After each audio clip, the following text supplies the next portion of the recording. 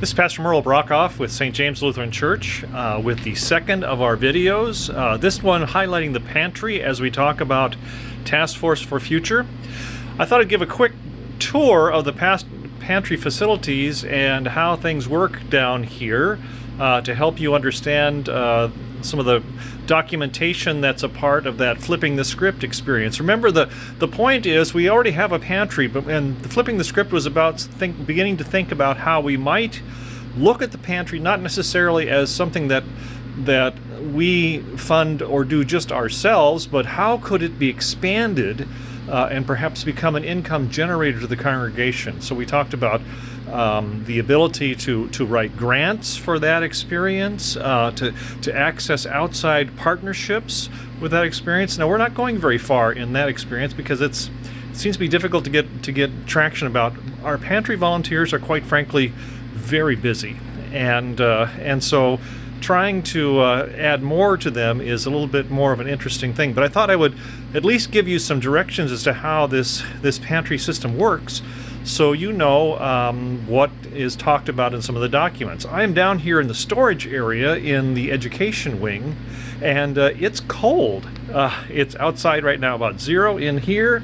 I don't have a thermometer, but it is easily in the 40s in this room. So this is the primary pantry room where we store food, and this is where we'll do distribution from as the experience takes place. So people will come in, or actually not come in right now because we're in the middle of pandemic, but they will come to the upper area, and there they will be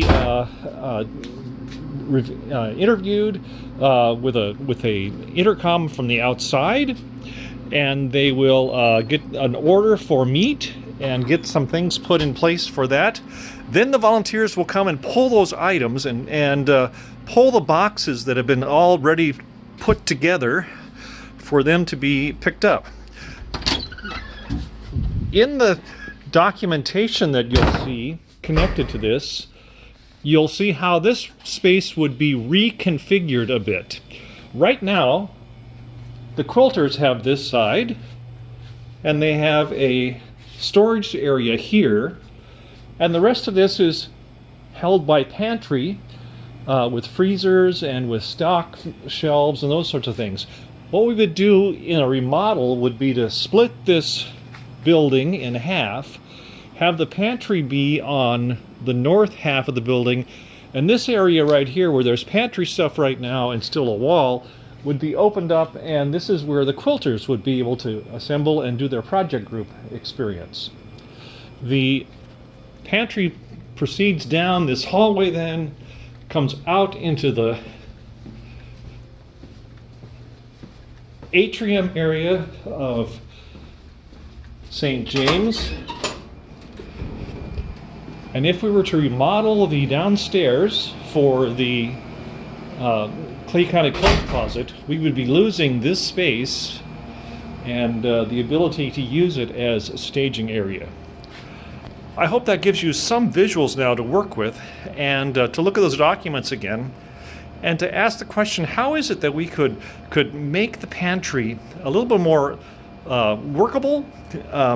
If we were to remodel this space for the Clay County Clothes Closet, a big part of our costs for making that workable would be putting heating and air conditioning down there and reconfiguring that space.